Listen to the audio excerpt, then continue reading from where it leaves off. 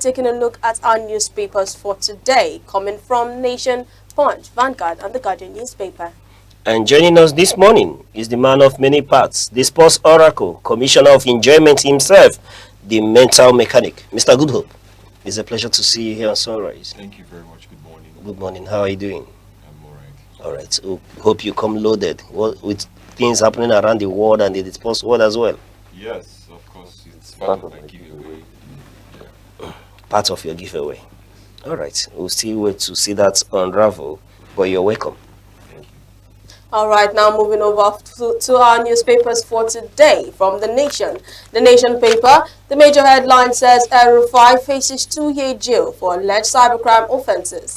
And from the Punch paper says 432 billion naira probe, EFCC detains El-Rufai, DSS on standby. And on the Vanguard paper, the Vanguard headline is saying Electoral Act, hide-and-seek game in Abuja as representative avoid joint meeting. And from the Guardian says 2027, protesters storm National Assembly as debate on Electoral Act regimes. I'll be starting our paper for today from the Punch newspaper, where the Punch newspaper says 432 billion naira probe, EFCC detains El-Rufai, DSS on standby. And in another twist today, the EFCC has detained El-Rufai following hours of questioning tied to a 432 billion naira corruption investigation. According to officials, the probe stems from a 2024 Kaduna State Assembly report that accuses administration of breaching due process on loans, contracts, and finances, matters now at the heart of the anti-graft agency line of questioning. Supporters and protesters collided around the FCC headquarters on Monday with security agents dispersing crowds as political tensions soared. This dramatic development underscores how high-profile anti-corruption campaigns continue to shape Nigeria's political news agenda. Mr. Aucha, I would like to know your take. All right. When we look at this headline, National Assembly, moving on with the issue we're seeing before us. That's from the Punch newspaper, right? Right. You see developments in Nigeria where we're looking at the issue of El-Rufai with the EFCC, and it's no longer news that El-Rufai was detained by the graft agency after he submitted himself. He went willingly to the headquarters of EFCC at Jabi in Abuja, presented himself as he did promise, for interrogation. And before now, AFCC has said they've been carrying out investigation on his period as the governor of Kaduna State. But be that as it may, we're seeing a humongous amount, as is written in the front pages of the Punch newspaper, where he said that 432 billion naira probe, EFCC detains El-Rufai, and we are told that the investigation questioning is still ongoing. Perhaps they were unable to finish the processes last night, leading to his being detained overnight. So investigation continues. And while the spokesperson for EFCC was interrogated, he did reply yes, that they still have El-Rufai in custody, speaking to Mr. Dele Oyewale, that they have him in custody and investigation is still ongoing. That leads us to the genesis of this whole issue. You remember that when El-Rufai finished his tenure as the governor of Kaduna State, by around 2024, the Kaduna State Assembly started what they called internal investigation into his tenure in office, as it has to do with the loans that the Kaduna State government obtained, from different institutions. And they arrived at the conclusion that the bulk of these loans were misappropriated under the leadership of El-Rufai, and that there was an abuse of office by his aides as well. So in that report, they leveled a lot of allegations. Some of those allegations was that there was a cash payment, to the tune of 155 million naira. And that brings to question, why would somebody, make a cash payment of that magnitude? Is still an allegation, but the former governor, Federal Capital Territory Minister El-Rufai is there to answer for himself, give account of his stewardship, and part of the issues raised, apart from abuse of office and diversion of public funds, they did equally accuse him of money laundering, him and his heirs, and reckless borrowing. These were the issues that were raised by the Kaduna State Assembly. And if one followed the happenings, then when this report was being presented by Henry Zakari, who was the committee chairman that looked into this issue, at the point where they were laying down this report at the Kaduna State Assembly, the Speaker of Kaduna State Assembly, Yusuf, Danhiru, then made it publicly that there was an alleged issue of money laundering to this tune of 432 billion naira, that El-Rufai had plugged the state into debt, exposing them to a lot of borrowing, and that these resources, these borrowed loans, were misappropriated. But the issue now became that, yes, while EFCC has told us that they've been investigating, we didn't hear much about this issue leading to this period, while El-Rufai had continued to be a vocal critique of this government. Many analysts tend to point, accusing fingers to the federal government that they want to silence opposition, leading to why they've decided to, investigate this issue and at this time. But be that as it may, while we do not want to take any sides, our position has always been that when someone is found wanting, such a person should be invited, duly investigated, and if found culpable, should be prosecuted. What we did want is media trial, a situation where we see the media, being involved in these issues. Not that the media shouldn't be informed or aware, but where we tend to convene people on, national televisions and pages of newspaper without completing investigation is what every sane Nigeria should be frowning against. When you look at the weight of these allegations, then one understands that the former governor needs to, come clean and defend his tenure in office, though he has over time said that there was nothing of such nature, that he was in no way or by no means appropriated these loans, that they were put into judicious use. And when one continues to pray further, it is alleged that the loan that was obtained for light rail in Kaduna State was equally misappropriated. So these are wholesome issues that shouldn't be coming up in a state like Kaduna or any state in Nigeria, given the state of things in the country. Things are so difficult for this nation, especially when you look at infrastructural development in our country. It's nothing to write home about. And when loan is obtained for such developmental, overhaul of a state, one should believe that such resources should be applied for such projects to take effect. You look at where in a situation where we have light challenges in Nigeria, where you have the grids collapsing, off and on, where there are power issues. So one should expect that the resources of every state should be geared towards incremental development as regards the need of the people. Transportation, the issue of rent that we're seeing, you cannot overemphasize the need and the economic viability of such projects in a state. Be that as it may, one thing that still stands out is that an innocent person is still innocent until he's proven guilty. What is happening is that he has to be in EFCC custody to give answers to the questions that are being raised, right? And one, would want to be able to separate the politics from the real investigation of issues. But it's very difficult for us to separate these issues, especially where politicians are involved, right? And one, tends to look at the fact that El-Rufai is now in the opposition, and like I did mention, is a vocal critique of this president and this government. Is that reason why he's being investigated? Is being kept in the custody of EFCC? So these are questions that we must answer, and in answering this question, the onus now lies on government and government agencies to see that at the end of the day, these are not mere allegations, but provable allegation carried out as a result of due investigation into these issues, right? So we should be able to separate our politics from that, because you see that El-Rufai is now a member of the ABC that is campaigning and gunning for the seat of the president, and many people have continued to raise the concern that the government is against, against opposition, You look at the case, for example, they cite the case of former Attorney General of the Federation and raise the question, why was he not prosecuted since last year, waiting till this moment until the political realignment after the demise of former president. Be that as it may, the issue remains that it's still an allegation until one is proven guilty.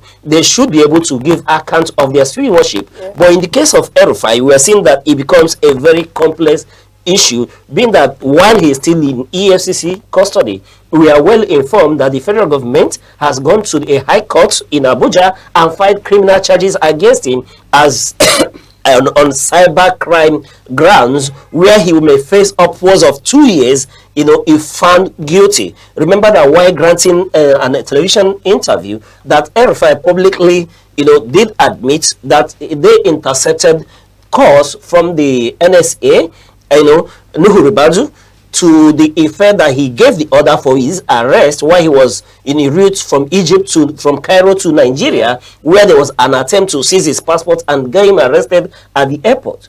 But though Floyd, later while he was granting that interview, he did allege that it was the NSA Nuhu Ribadu that gave that order, and that he had access to people who intercepted this call, and on that ground, the federal government are now filing, cyber crime charges.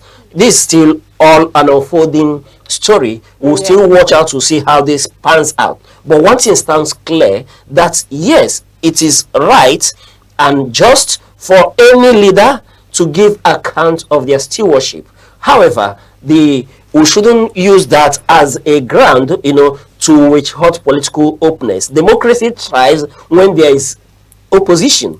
It's the duty of the opposition to equally keep the leaders, those who are in government, on their toes consistently and constantly. So we shouldn't fight our political differences using, organs of the government like the EFCC, the ICPC, and the DSS as well, while I give in to the fact that yes, these issues needs to be investigated, and if he is found guilty, right, then let him face the law. Let him defend himself as is obtainable in every civic and civil organization.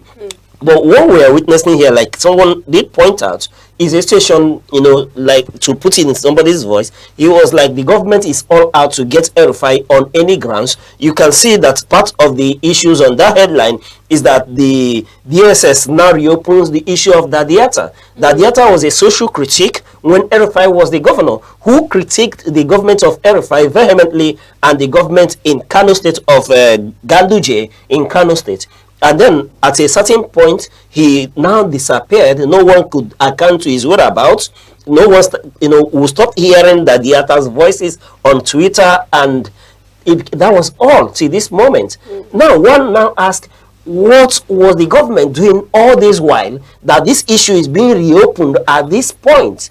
El-Rufai, Ganduje had been out of government for a long while now, dating to upwards of 2 years. So why are these issues coming up at this moment? That's not to, water down the issue of Dadiata, disappearing. And I learned that the El-Rufai son is equally invited as a result of the tweet he made sometime, alluding to the disappearance of Dadiata, where they are now reopened this issue. But for me, why these are very good grounds that El-Rufai on one ground has to give account of his stewardship as the governor of Kaduna State, that the issue of around the disappearance of Dadiata, the claim he made as to the Nuhu Ribadu phone calls, these are issues, grounds in law that should be investigated, and if found culpable, should be what? He should be prosecuted for it and face the wrath of the law. But in any case, this should not be political vendetta, because we were well aware that prior to 2023 election, that El-Rufai was in the camp of Mr. President, where he campaigned vigorously and stood even as a spokesman for for President Bola Ahmed Tinubu, as is evident at Chatham House in London, right prior to that election. But the issue is that it's quite obvious, and every Nigerian is well aware, that they have fallen apart, that El-Rufai has fallen apart with Mr. President. So we are saying that this shouldn't be a political vendetta. El-Rufai reserves the right as any Nigerian citizens to be accorded every privilege due to a Nigerian, even as an opposition leader.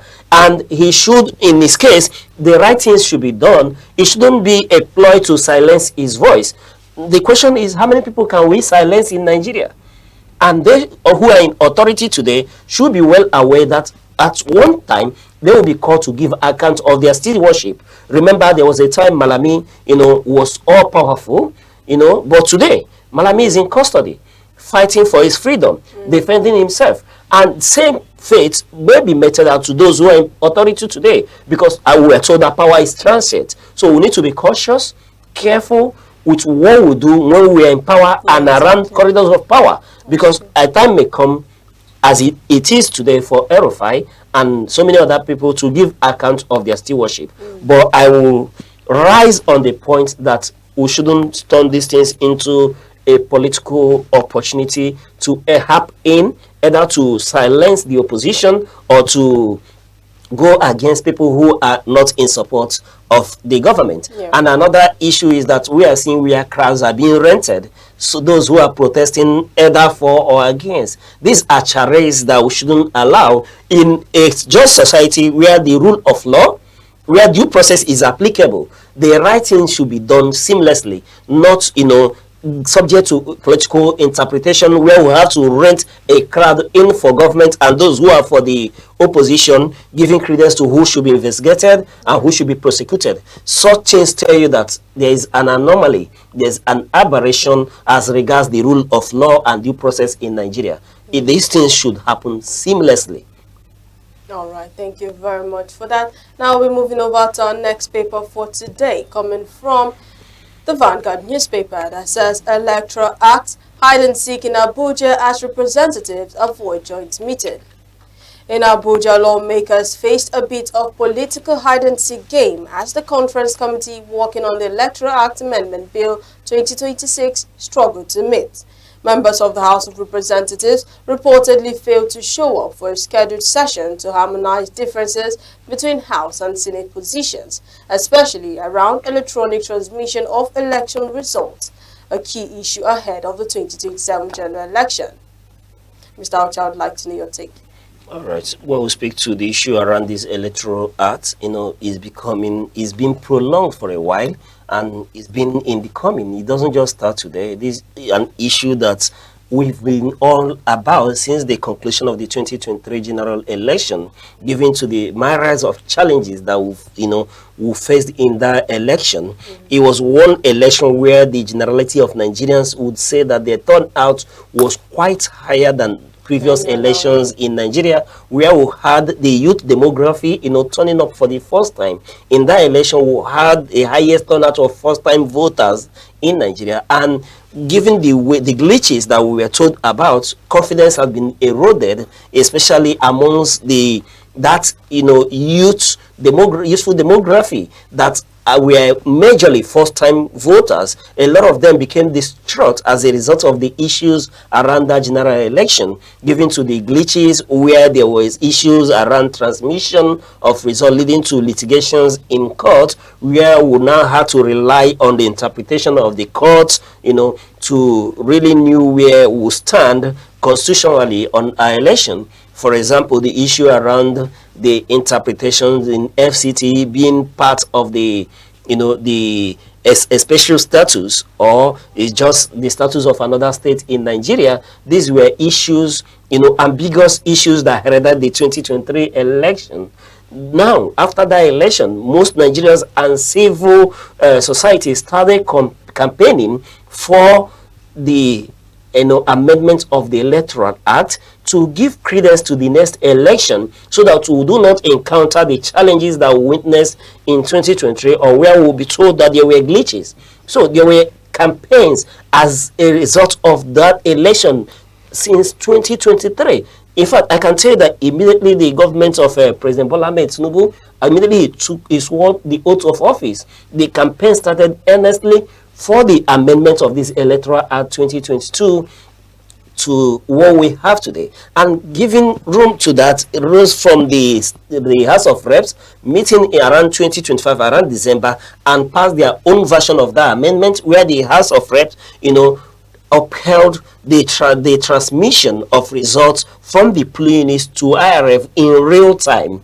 And then when we applauded that, everyone was waiting for the Senate to equally, when they would deliberate and pass their own amendment, that it should be in tandem with the position of the House of Rep. But that was not supposed. It didn't come to bear. It wasn't the case, as by the time the Senate rose from their own voting and that amendment, what we saw was a situation where the upper legislature petitioned the issue of transmission in real time, leading to pressure from civil society and the generality of Nigerians, campaigning seriously against individual senators, beginning to call out each senator by name as to why they took that position, leading to the quick reconvening of the Senate by the Senate President, Akpabio, where we now saw the Senate deliberated and came out with what we will now have as the Senate version of that amendment, where they've come to give, credence to transmission, but without a proviso that should there be a network issue, we revert to the old system, manual system, where we had to now transfer from EC8A manually, which a lot of Nigerians had come out to critique and criticize that that's a challenge in itself. That what we need at this time around is to give that legal backing to issue around transmission in real time, so that there will be a legal backing and not subject to judicial interpretation, where it now becomes the whims or the wish of ANEKE to choose whatever method they want, as we witnessed in 2023, that when this issue was in litigation, the court came out to say that they couldn't base that judgment based on the rules of ANEKE. They had to interpret what the law says, leading to why most Nigerians, even eminent Nigerians, are now criticizing the position of the Senate. But far above that, we know that there is a harmonization committee set up by the joint session of the House of Rep and the Senate to harmonize their position on this issue before it will be transmitted to the executive of Mr. President for his assent. And it is in that harmonization that we are seeing this headline, the Electoral Act hide and seek game in Abuja, where we were told that House of Rep members, avoided meeting that was slated for yesterday early hours up until 4 p.m., where the Senate, Senator Lalog, who is the chairman of the Senate of committee on that amendment, with Honorable Adebayo Balogun, where they now met indoors after conversation. They now adjourned, but now we are being told that there was a meeting that was later convened in the middle of the night at the residence of the Senate President, in order to find a common ground on this very issue. The point remains that every Nigerian and what Nigerians are yearning for is to ensure that there's electronic transmission of our results, so that we'll have a seamless, transparent, and legally unassailable position of the law when it comes to that section 60 subsection 3 of that Electoral Amendment Act, which is to give legal backing to the transmission of electoral results in real time to the IRF, such that there won't be any provision, if the grid collapses, if network or this on that. Nigerians don't want that. And they are saying that if developing countries like Brazil, India, and Kenya are able to transmit results in real time, that Nigeria equally have the same potential and capacity to transmit these results in real time. So that's where we are, and there's an impasse. While everyone is, judiciously waiting for the both chambers to harmonize and come out with a unified position, there are prayers that the House of Reps should not capitulate on their position and toe the path of the Senate. Nigerians want to see that section reading, transmitting the results in real time. What are the issues that are being raised in challenge to this whole process, scaling through as to the transmission in real time, is issue of network infrastructure. And one begins to ask, what is the nature of our network infrastructure? One will recall that even before the Senate got to this point, that there was a meeting with INEC, the infrastructural network providers in Nigeria, civil society, labor, and everybody sat together, agreed on the fact that we can have a transmission in real time, where the network providers, pledge their capacity and capability to see to it that there is a transmission in real time.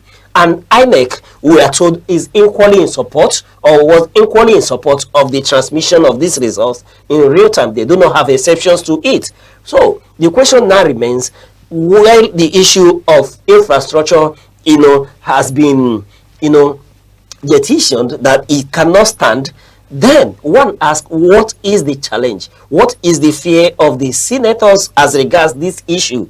If we've, debunk the issue of infrastructural inability to be able to transmit these results in real life, then what is the real challenge? Then if one is to listen to a lot of analysts or majority of Nigerians, there is this allegation that they are scared that in a free and fair and credible election, they may not be able to, return to the Senate again.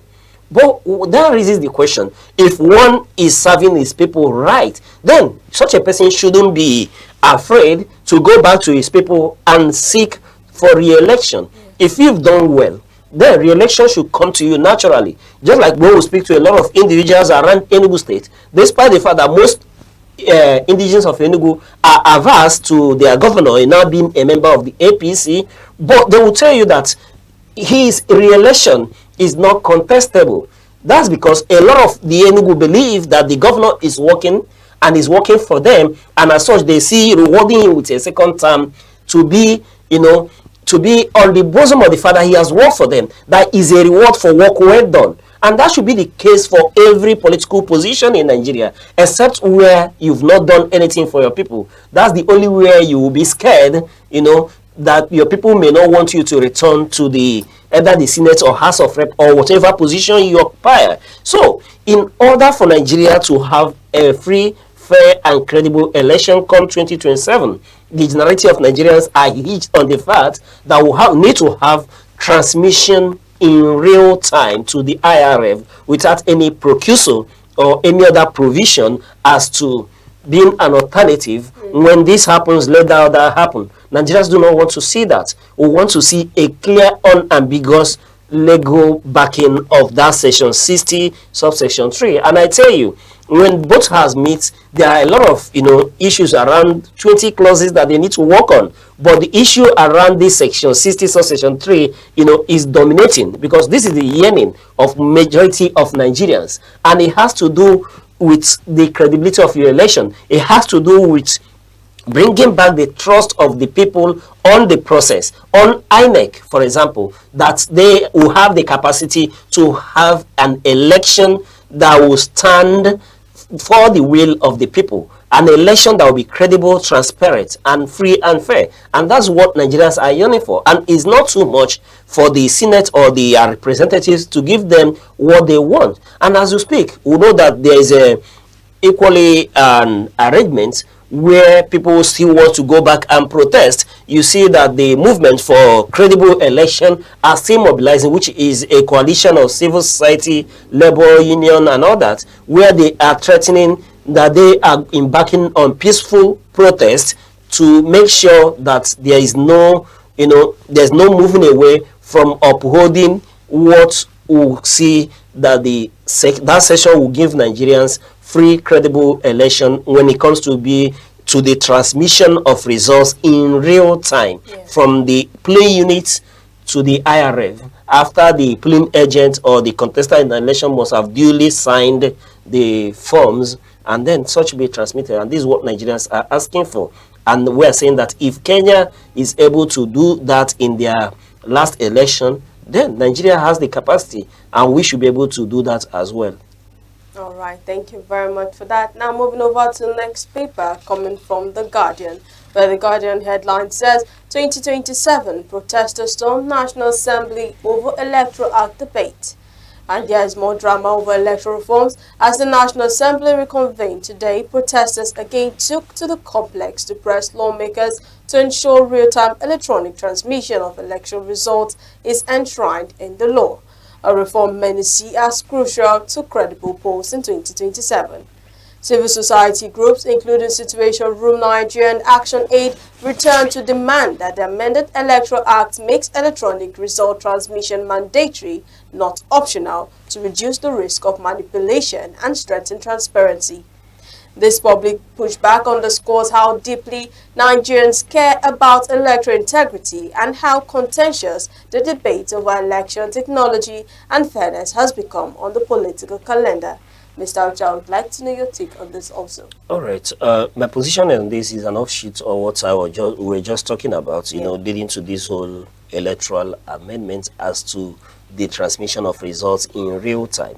And if you read quite well, you see that this is where all this issue is hinged upon.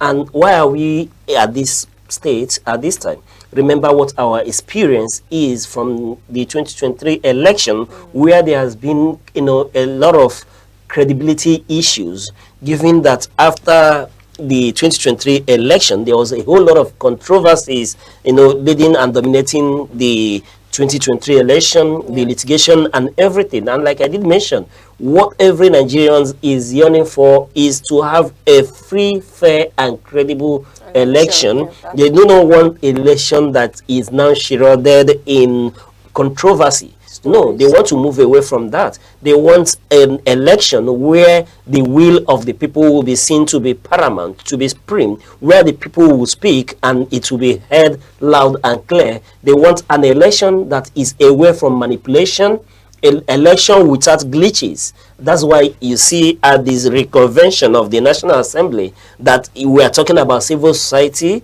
you know, coming again to protest, because as they reconvene, they will be looking at issues around the Electoral Act. We know that there will be, you know, a convergence of both the House of Rep and the Senate to look at these whole issues to modify the Electoral Act, and equally, more importantly, is that they will be looking at the election timetable as well. Remember that ANEKE have come out with their electoral timetable to stating that the general election as to presidential election and National Assembly will come up on 20th of February. And now our Muslim brothers are now saying that this will fall into the month of Ramadan, and there is need to adjust the timetable in order to let our Muslim brothers observe Ramadan, you know, without the hitches and the noise, the chaos of an election processes. And that's part of why the Senate, when they will meet, will come together to look at this electoral timetable and see if there will be modification. However, beyond that is that every Nigerian is clamoring for an election that is credible. That's why you see civil society groups and labor, everyone coming together to put pressure on the Senate or the legislature to uphold those amendments that would, you know, engender confidence in the people, so that we'll have an election, like I did tell you, that is credible. And you know that credible elections are fundamental and strengthening part of democracy. Without credible election, then what you call democracy will be a charade. And we do not want a democracy, you know, that will be akin to our experiences from the military rule. When you have a government that is not coming from the power of the ballot box, you seem to have an autocratic leadership, and that's what Nigerians don't want. They want to be able to elect their leaders. Nigerians want their will, their wishes, and through the ballot to count. And that's the yearning that you're seeing. And that's why you see that a lot of civil societies, generality of Nigerians will protest, and there will be more protests if these yardsticks are not met. Yes. And what Nigerians are saying is that they want a situation where both the youth demography, the first-time voters that we saw in 2023, will be able to come out again believing in the system. That's what every Nigerian is calling for. And without the Senate giving Lego back into this whole amendment issues, then the 2027 election may be far worse than what we witnessed in 2023. You may have issue with voter apathy in 2027, because people do not believe that as it is, as of today, as the electoral act of today is able to ensure a credible election where their votes will count. So while we will continue to look at the position of the Senate and the House of Rep, how they harmonize this issue. We will continue to persuade them and call on them to toe the line of the generality of Nigerians, toe to the wishes of the generality of Nigerians who have elected them into that position to represent them.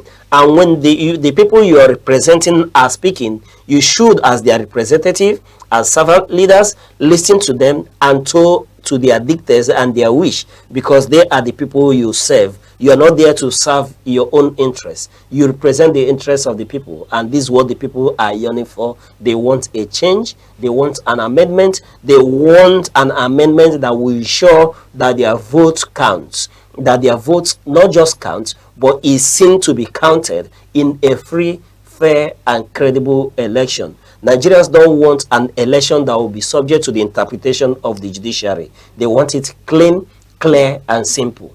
Okay. All right, thank you very much for that. This is all for our newspaper review today here on Sunrise. Please don't forget that you could grab physical copies from any of your favorite vendor or catch the e-paper online for more further information. And up next, we'll be moving over to our sports update from the man himself, Good Hope, the sports oracle.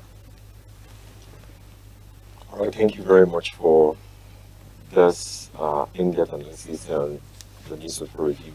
Well, in the world of sports, a lot of things happened yesterday. We are still waiting for the ruling of FIFA concerning the NFF appeal about the DR Congo issue, how they actually fielded an ineligible player. Of course, from what the whole scenario is, the DR Congo guys, they fielded a player who was allowed to switch from their DR Congo nationality to another nationality.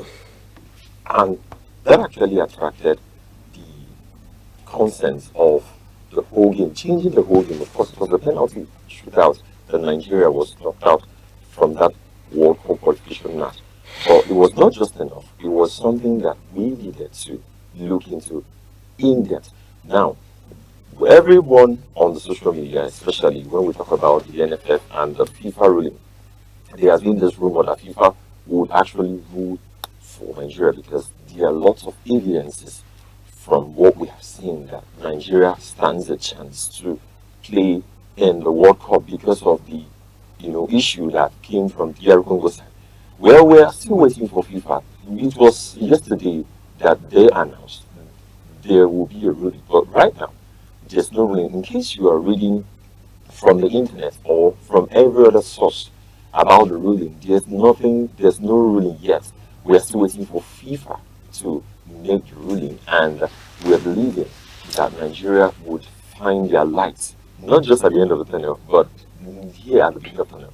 Yesterday, I also mentioned that Nigeria is going to face Jordan in the friendlies, which is coming up in March 16th to 18th. That friendly is actually a way or roadmap to the preparations of AFCON. AFCON also is going to take place in 2027, and after 2027, from 2028, AFCON will now be 4 years. This was announced just last year by the CAF president. And talking about the friendlies Nigeria is going to have, there's a lot of tension around Erichele's job, around the Nigerian Football Federation, and around what we could say a better offer. If these things are allegedly, it is said that Erichele is looking forward to know if Nigeria will qualify for the World Cup. And if they do, then he will move on with the job. There's already an upgraded contract for him from the NFF, from the Nigerian body side of football. But if in case, this is alleged, so in case if Nigeria does not qualify for the World Cup, he would go over to Olympic himself. Last week I told you that Erichele becomes or has this dream of becoming one of the first African black coach for Real Madrid. This means that one of his dreams, he said that his dream is to coach Real Madrid, and we are looking forward to this happening just in the neck of time. And before we move on to what we have at sports today, let's look at the newspaper. What is it and how is it on the sports newspaper for today? What is actually happening? What is trending? The fixtures and the games, and also the comments as we had it over the time. Well, today in the newspaper headlines, you could see that in the front page is still that FIFA ruling. Dangerous. NFL, all of us are waiting for that ruling.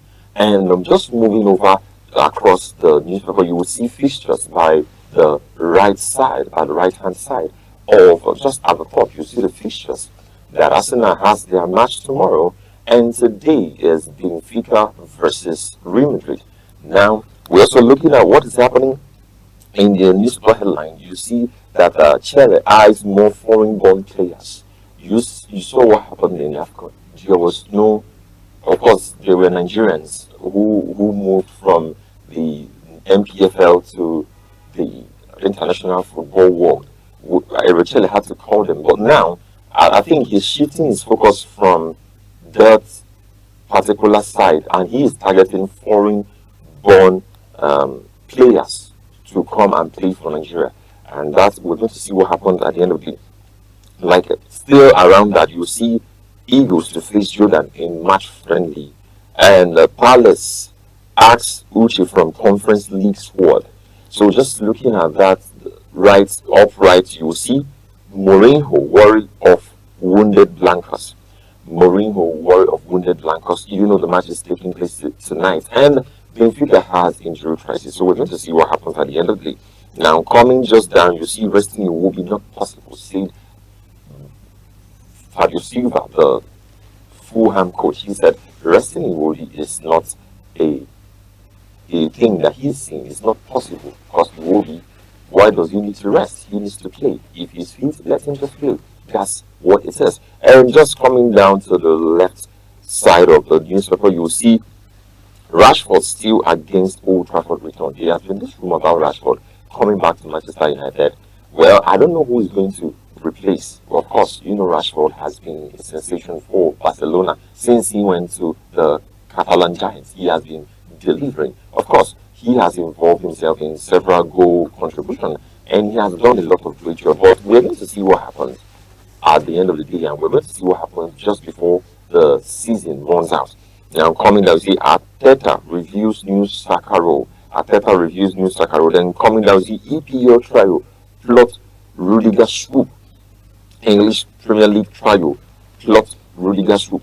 Rudiger went from Chelsea to Real Madrid, and we are looking forward to, of course, in the English Premier League, a lot of physicality, a lot of action, a lot of agility too is needed to play in that league. So Rudiger seems to be a better fit, a great fit to play for anything in the Premier League, and we're going to see what happens at the end of the day. Of course, Real Madrid are still positive that the defender would have his way and still keep playing as he has always been playing. Now coming down, you see EPL to observe Ramadan breaks. Of course, we are the neck or the break of Ramadan.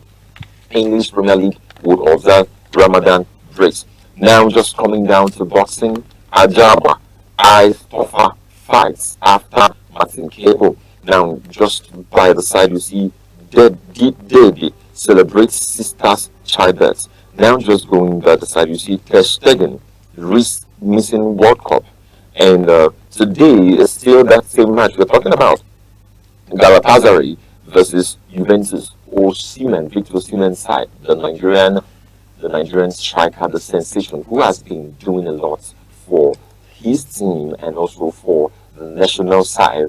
He is going to face Juventus today in their qualification, Champions League qualification, of course.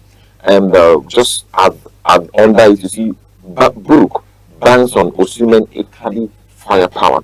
And just let's see today's fixtures, what is going to happen, who would play today in the UEFA Champions League. You're going to see Galatasaray versus Juventus, Benfica versus Real Madrid, Dortmund versus Atlanta. Then on Wednesday tomorrow, the Premier League leaders will face Wolves at Wolves' home. Of course, they are about to do what they know best how to do. But who are we to talk? We're going to see what happens after the game. And down to tomorrow, we will have a suit in the Champions League qualification. Karabakh versus Newcastle United, Bodo Glimt versus Inter Milan, Club Brugge versus Atletico Madrid, and Olympiacos versus Bayer Leverkusen. And just in the water sports also, we're going to have this whole fixtures coming in today, tomorrow, and next tomorrow. And I don't know if you ask me the score line or the score sheets, what is going to be in the Madrid Benfica, I will tell you, of course, that's Madrid and Benfica. You know that Benfica they are being taken care of by Jose Mourinho. He has done a good job. He's a veteran. He's not just a veteran coach. He is an experienced coach. So he knows what to do because he has been a coach for Real Madrid before. So he would bring what it takes to win. And you know, this is a qualification. This is just like life and death. Benfica having this one-time opportunity, and they're going to face a great rival, that's Real Madrid. So they are not going. They are not going to have it easy. Real Madrid, of course, will not have it easy. Neither Benfica will have it easy. Every game and every play would be so amazing. But I think tonight, Real Madrid are going to. Of course, they have always been this Champions League champion. So we're expecting them to just do as they always have been doing. And we're expecting them to win the game, but just at the neck of time. It will be like a very strong, rough bottleneck for them. But at the end of the day, we are expecting a goal from the both sides. Then talking about Juventus versus Galatasaray, or Galatasaray versus Juventus, because the match is going to be played at Galatasaray home. Victor Osimhen, as he would always do, would score. And let's say two goals to one, or 2-2, or Juventus will also have their own score. Of course, it's going to be 2-1 victory or 2-3-1 victory from what I am actually seeing. So it's going to be a wonderful game. And still tomorrow, English Premier League, Arsenal is going to play. So, I mean, we are expecting Arsenal to still level up on their game and make sure that they play a great game. Of course, they are just 4 points below, 4 points ahead, sorry. Am I dreaming? 4 points ahead of the second position people, that's Manchester City. And you know what? How this is. If they draw or make any other mark, Manchester City could overtake them. And we don't want that to happen. We don't really want that to happen. It's not me, of course. The people that are supporting and fanning us now don't want that to happen. Now, just in a short explanation or just review of what happened yesterday between Barcelona and Girona. Girona played Barcelona yesterday. It was one of the matches you would not have seen that Barca will. Of course, Barca is going through. I don't know what they're going through. Just like every other team, at some point you start to shed your skin to get back. And currently, Barca has, I would say, injury crisis. Yesterday's match ended 2-1. Girona had to win that Barca game. Of course, Girona played well, and Barcelona, being very tricky people, had to keep an offside trap always for Girona. But at the end of the day, it was one of the highlights of the game. It was one of the best games you would have seen just this week. I mean, when you talk about Monday, it would have been one of the best games because it was very lively, competitive, and making sense. Yesterday, Barcelona had to play 2 goals. They had two balls, and he had to hit the woodwork, making it 25th woodwork for the season, the highest that has ever been played by any European top 5 football across the world. That means that Barcelona, they are just, if they had converted the 25 goals, it would have been something amazing for them. Then also talking about that, you would see that Lamine Yamal yesterday, he played a pass that would have just, made the guys to score, but it was converted to be a penalty. That was a penalty. At the end of the day, instead of Rafinha to play the penalty, it was Lamine Yamal that was given the penalty to play. Now, what really had to shake everyone was that Rafinha always would play the penalty for Barcelona, but because it was Lamine Yamal, the star boy shit, he had to play the penalty, and he was not able to score. That's the second woodwork they had. The first woodwork was Rafinha, and I think that was the reason why the coach had to just, say, okay, Lamine, you have just had the bar, let someone else try, and that was what happened that yesterday. Now, still on football rumors, what is happening across transfers and across, generally what is happening in the world of football. There's this rumor about Bruno Fernandes saying that he will leave Manchester United if Michael Carrick is not retained, if he will not be retained as the head coach of the English side, Mikey Carrick, he has not lost 5 games in a row. And I would think that that guy that has not, given a side to taking cat down his head, he would have just by now, he would have just made it not Manchester United not losing rather than Manchester United winning 5 games in a row. Well, that is what we are seeing actually. So Michael Carrick is set to just extend his contract in Manchester United, and if that will not happen, then Bruno Fernandes allegedly would leave Manchester United. Of course, you know that Bruno Fernandes is being chased by Bayern Munich. He is looking forward to playing for Bayern Munich. And you know what a prime Bruno Fernandes will look in the Bayern Munich team? That would be a bomb, a time bomb that we have not seen coming. Still, on what is happening, just rumors around football and what is happening between clubs. Manchester United is set to offer, or are going to offer, a huge deal for Vinicius Junior of Real Madrid. The Brazilian star is set to be lured to Old Trafford so that he could be able to play for Manchester United at a salary of $375,000 euros, every week. Now, what this means is that he will come to Manchester United and he could be one of the highest paid stars in the English football side. That means at the end of the day that he would want to provide or get more value to the team. And if he's deemed fit to, come to the team and have such salary, whatever it is, I think that he would deliver a masterclass, and he is very important. And I think he will be important for Manchester United. Then, not just that, Manchester City are going for the Brazilian star. Manchester City are also looking at luring the Brazilian star to their side with their own negotiations and salary. That will be something that we're going to see at the end of the day, how it is going to be. And this is all we have in the world of sports. Thank you very much. All right. Before we let you go on that, speaking to that Man U fan that is yet to shave his hair. Yeah. When do you think he will be able to shave his hair? Next year? Or next 2 years? Why I use now is because it's looking like he's not going to shave his hair for now. If I were him, I would just do 5 games unbeaten, not Manchester United winning 5 games, because looking at the crisis or the lack of depth Manchester United had, I would have just done 5 games unbeaten and he would have shaved his hair. But one was expecting that Michael Carrick should be able to break the genes. Yes, Michael Carrick is good. He's looking. Cristiano Ronaldo gave when he was granted an interview. He said that Manchester United's problem, the person that could solve the problem, is someone from Manchester, someone that has played in the team. So Michael Carrick is good. He can do that, and we are looking at reinforcing and bringing in the best. Of course, before the season is not yet over, there are other matches to play. So I believe that Michael Carrick will achieve that feat. All right. He would. All right. Moving over to Spain, what is actually wrong with Barcelona at this moment? We're seeing that they are shipping in goals. Okay, well, the thing is, Barcelona currently has just 2 problems: injury crisis and what we could say lack of understanding amongst themselves. Because when you don't play with the guys you play with, you would definitely have other people to play and understanding the team. Now, Barcelona they don't have, I wanted to use the word veteran.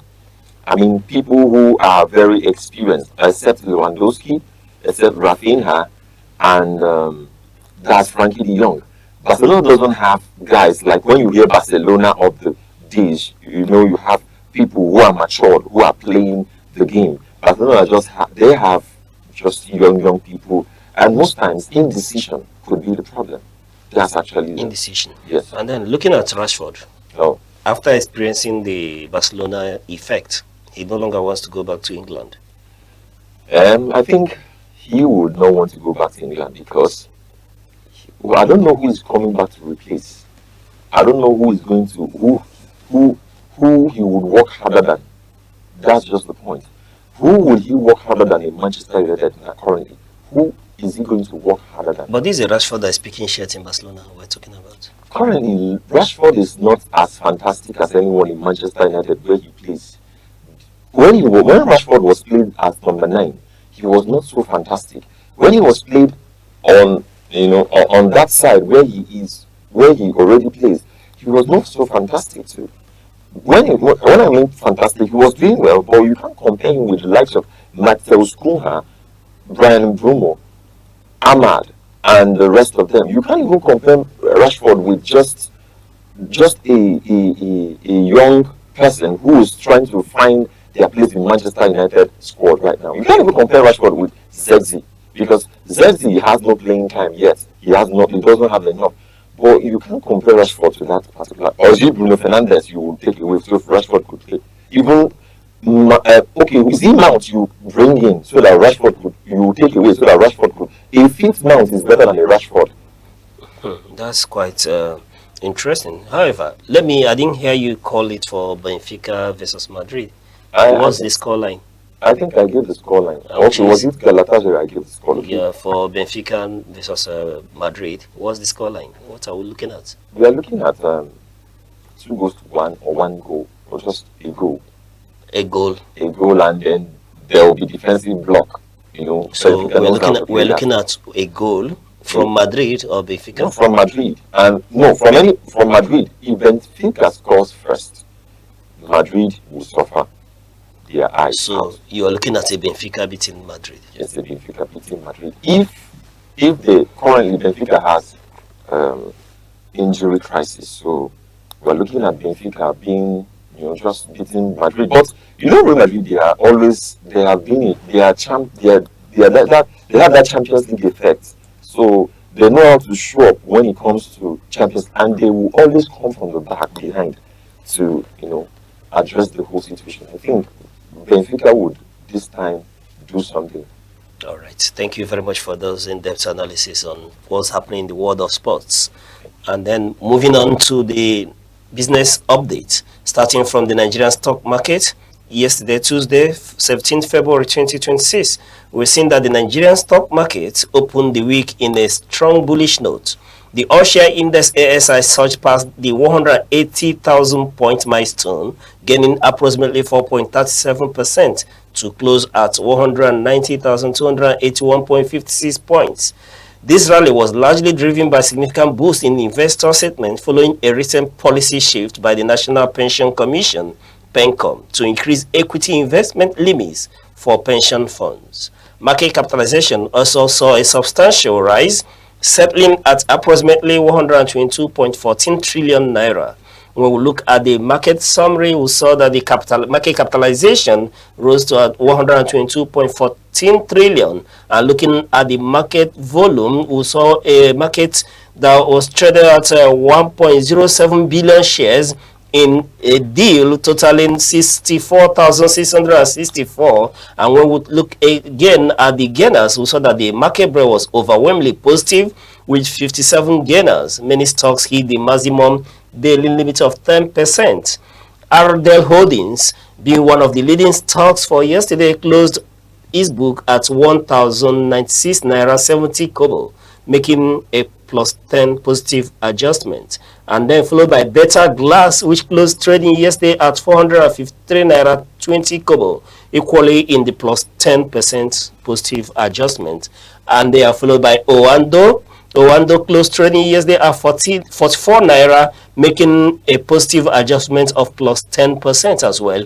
And we're looking at Ikeja Hotel, which closed its books yesterday at 41 naira 80 kobo, equally in the positive +10 adjustment. The fifth on that list is ABC Transport, which closed its books yesterday at 8 naira 25 kobo, equally at a +10 positive adjustment. But despite this overall rally, 28 equities closed in the red as some investors moved to take profits.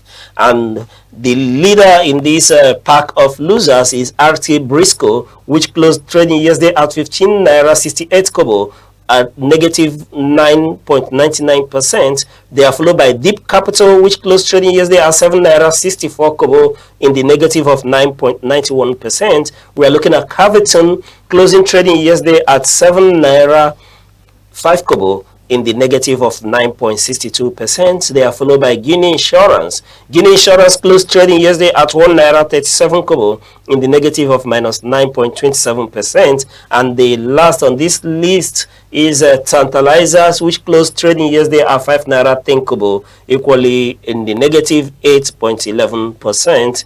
Then when we look at the activities yesterday, we saw that Access Holdings recorded the highest volume of trade with 86.7 million shares, followed closely by Owando and Zenith Bank.